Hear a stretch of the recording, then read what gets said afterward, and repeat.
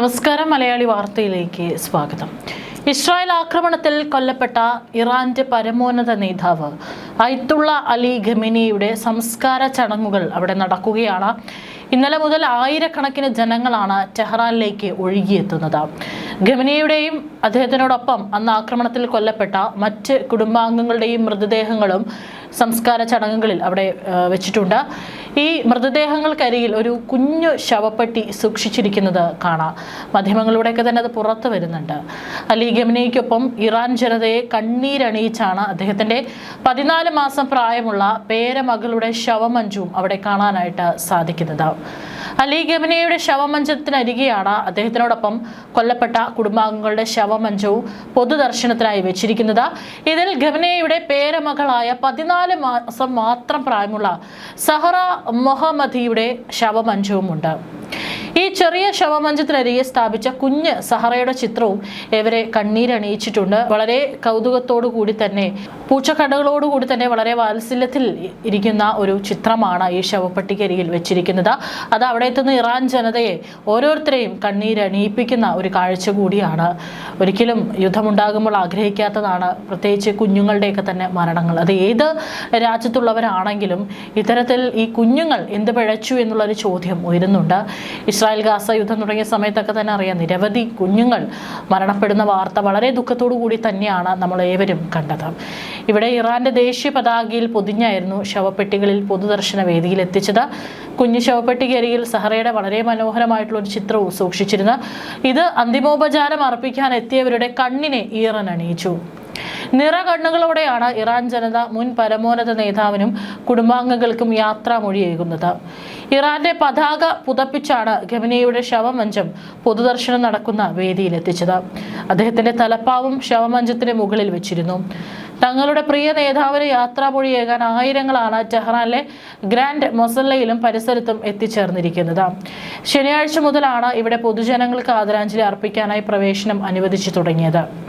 അടുത്ത 3 ദിവസത്തിനുള്ളിൽ ഏകദേശം 20 ദശലക്ഷം പേരെങ്കിലും ഇവിടെ എത്തിച്ചേരുമെന്നാണ് അധികൃതരുടെ കണക്കുകൂട്ടൽ. ഇതിനായി എല്ലാ സജ്ജീകരണങ്ങളും തയ്യാറാക്കിയിട്ടുണ്ട്. പൊട്ടിക്കരഞ്ഞാണ് പലരും അലി ഖമേനിയുടെ ഭൗതിക ശരീരത്തിനരികെ എത്തിയിരുന്നത്. ഇതിനിടെ അമേരിക്കയ്ക്ക് മരണം, പ്രതികാരം വേണം, പ്രതികാരം വേണം തുടങ്ങിയ മുദ്രാവാക്യങ്ങളും പലരും മുഴക്കിയിരുന്നു. ഗ്രാൻഡ് മൊസല്ലയിലെ പൊതുദർശനം പൂർത്തിയായാൽ ഇറാനിലെയും ഇറാഖിലെയും പുണ്യനഗരങ്ങളിലൂടെ വിലാപയാത്രയുണ്ടാകും. ജൂലൈ 9-ന് അലി ഖമേനിയുടെ ജന്മനാടായ ഇറാനിലെ മഷാദിലാണ് ഖബറടക്കം. സംസ്കാര ചടങ്ങുകളിലേക്ക് പ്രതികാരത്തിന്റെ പ്രതീകങ്ങളായ ചുവന്ന കൊടികളുമേന്തിയാണ് ആളുകൾ എത്തിച്ചേർന്നത്. 6 ദിവസം നീണ്ടു നിൽക്കുന്ന സംസ്കാര ചടങ്ങിൽ 100 രാജ്യങ്ങളിൽ നിന്നായി ലക്ഷക്കണക്കിന് ആളുകൾ എത്തിച്ചേരുമെന്നാണ് പ്രതീക്ഷിക്കുന്നത്. പരമോന്നത മേധാവി ഖമേനിയുടെ കൊലപാതകത്തിന് അമേരിക്കയ്ക്കും ഇസ്രായേലിനും തിരിച്ചടി നൽകണമെന്ന ബാനറുകളുമായാണ് ആളുകൾ എത്തിച്ചേരുന്നത്. വിലാപയാത്രയിൽ പങ്കെടുക്കാൻ രാജ്യത്തിന്റെ വിവിധ ഭാഗങ്ങളിൽ നിന്നും എത്തുന്നവർക്കായി ടെഹ്റാനിലെ 5000-ത്തിലധികം സ്കൂളുകളും 40,000-നും 50,000-നും ഇടയിൽ ക്ലാസ് മുറികളും താമസ സൗകര്യത്തിനായി തുറന്നു നൽകിയതായി ഇറാന്റെ വിദ്യാഭ്യാസ മന്ത്രി അറിയിച്ചു. അലി ഖമേനിയുടെ വിലാപയാത്രയിലൂടെ ഭരണകൂടത്തിന്റെ തുടർച്ചയും ശക്തിയുമാണ് ഇറാൻ ലോകത്തിന് മുന്നിൽ പ്രകടിപ്പിക്കാൻ ശ്രമിക്കുന്നതെന്നും ടെഹ്റാൻ സർവകലാശാലയിലെ റിസർച്ച് ഫെലോ മുഹമ്മദ് ഇസ്ലാമി പറഞ്ഞതായും അൽ ജസീറ റിപ്പോർട്ട് ചെയ്യുന്നു.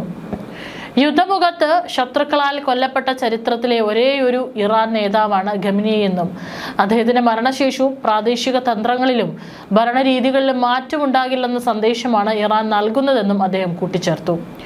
അതേസമയം അലി ഖമേനിയുടെ മകനും അടുത്ത പരമോന്നത നേതാവാകാൻ സാധ്യതയുള്ള വ്യക്തിയുമായ മുജ്തബ ഖമേനി സുരക്ഷാ മുൻകരുതലുകളുടെ ഭാഗമായി ചടങ്ങുകളിൽ നിന്ന് വിട്ടുനിൽക്കുമെന്ന് തന്നെയാണ് വാർത്തകൾ. ഇറാനിൽ മുൻ പരമോന്നത നേതാവ് അയത്തുള്ള അലി ഖമേനിയുടെ സംസ്കാര ചടങ്ങുകൾ ആരംഭിച്ചതോടെ പരിഹാസവുമായി US പ്രസിഡന്റ് ഡൊണാൾഡ് ട്രംപ് രംഗത്ത് വന്നിട്ടുണ്ട്.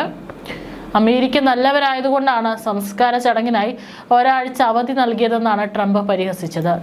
US-ന്റെ 250-ാം സ്വാതന്ത്ര്യദിന ആഘോഷങ്ങളുടെ ഭാഗമായി മൗണ്ട് റഷ്മോറിൽ ജനങ്ങളെ അഭിസംബോധന ചെയ്യവെയാണ് ട്രംപിന്റെ പരിഹാസം. ഇറാനെ അമേരിക്ക അടിച്ചു നിലംപരിശാക്കിയെന്നും ട്രംപ് അവകാശപ്പെട്ടു. നമ്മൾ ഇറാനെ അടിച്ചു നിലംപരിശാക്കി, അവർക്ക് എങ്ങനെയെങ്കിലും ഒത്തുതീർപ്പിലെത്താൻ വെപ്രാളമാണ്.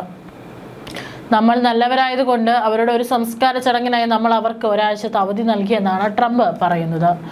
US-ഉം ഇസ്രായേലും സംയുക്തമായി നടത്തിയ ആക്രമണത്തിൽ കൊല്ലപ്പെട്ട അയത്തുള്ള അലി ഖമനേയുടെ സംസ്കാര ചടങ്ങുകൾക്ക് തുടങ്ങിയതോടെ ആണ് ട്രംപിന്റെ പ്രകോപനപരമായ ഈ പരിഹാസം. ഇറാനിലും ഇറാഖിലുമായി നടക്കുന്ന സംസ്കാര ചടങ്ങുകൾ ജൂലൈ 4-ന് ആരംഭിച്ച് ജൂലൈ 9 വരെയാണ് നീളുന്നത്. നിലവിൽ ഇറാന്റെ തലസ്ഥാനമായ ടെഹ്റാനിലെ മസല്ല പ്രാർത്ഥന സമുച്ചയത്തിൽ അലി ഖമനേയുടെ ഭൗതികദേഹം പൊതുദർശനത്തിന് വെച്ചു. ജൂലൈ 6-ന് ടെഹ്റാനിൽ വിലാപയാത്ര നടത്തും. ഇതിൽ 2 കോടിയോളം പേർ പങ്കെടുക്കുമെന്നും നഗര ചരിത്രത്തിലെ തന്നെ ഏറ്റവും വലിയ ഒത്തുകൂടലായിരിക്കും ഇതെന്നും ടെഹ്റാൻ മേയർ അലി റസ സ്കനി അറിയിച്ചു. ജൂലൈ 7-ന് ഇറാനിലെ ആത്മീയ കേന്ദ്രമായ കോമിലേക്ക് എത്തിക്കുന്ന ഭൗതികദേഹം ഇവിടുത്തെ ചടങ്ങുകൾക്ക് ശേഷം പിറ്റേ ദിവസം ഇറാഖിലെ നജാഫ്, കർബാല എന്നീ നഗരങ്ങളിലേക്ക് എത്തിക്കും. ജൂലൈ 9-ന് ഇറാനിലെ പുണ്യനഗരമായ മഷ്ഹദിലെ ഇമാം റസ ആരാധനാലയത്തിലാണ് ഖബറടക്കം നടക്കുക. ഖമനേയുടെ ജന്മനാട് കൂടിയാണ് മഷ്ഹദ്. US ഇറാൻ ചർച്ച ഇനി ഖമനേയുടെ സംസ്കാര ചടങ്ങുകൾക്ക് ശേഷം നടക്കുമെന്നും ഖത്തർ അറിയിച്ചു. അതേസമയം ആണവ കേന്ദ്രങ്ങൾ പരിശോധിക്കാൻ ഇറാൻ IAEA അനുവദിച്ചില്ല. സുപ്രധാനമായ ഹോർമസ് കടലിടുക്ക് വീണ്ടും തുറക്കുന്നതിനും ശത്രുത അവസാനിപ്പിക്കുന്നതിനുമുള്ള ഒരു ഇടക്കാല കരാർ അംഗീകരിച്ചെങ്കിലും ഇറാന്റെ ആണവ പദ്ധതി ഉൾപ്പെടെയുള്ള പ്രധാന ചോദ്യങ്ങൾ ചർച്ചകളിൽ ഇനിയും പരിഹരിക്കേണ്ടതുണ്ട്. ബുധനാഴ്ച ദോഹയിൽ വെച്ച് ഖത്തറും പാകിസ്ഥാൻ മധ്യസ്ഥരും US ഇറാനിയൻ ചർച്ചക്കാരുമായി നടത്തിയ വെവ്വേറെ കൂടിക്കാഴ്ചകൾ അവസാനിച്ചുവെന്നും ഇതിൽ നല്ല പുരോഗതി ഉണ്ടായെന്നും പാകിസ്ഥാൻ വ്യാഴാഴ്ച പറഞ്ഞിരുന്നു. ഇറാന്റെ ചരിത്രത്തിൽ ഇതുവരെ സാക്ഷ്യം വഹിച്ചിട്ടില്ലാത്ത സംസ്കാര ചടങ്ങുകളാണ് നടക്കുന്നത്. ഏകദേശം 100 രാജ്യങ്ങൾ വിശിഷ്ട വ്യക്തികളെയും പ്രതിനിധികളെയും പങ്കെടുക്കാൻ അയക്കുന്നു.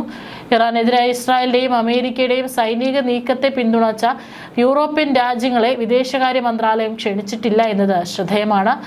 ഇന്നലെ ടെഹ്റാനിൽ ഔദ്യോഗിക അനുസ്മരണ ചടങ്ങുകൾ ആരംഭിച്ചത്.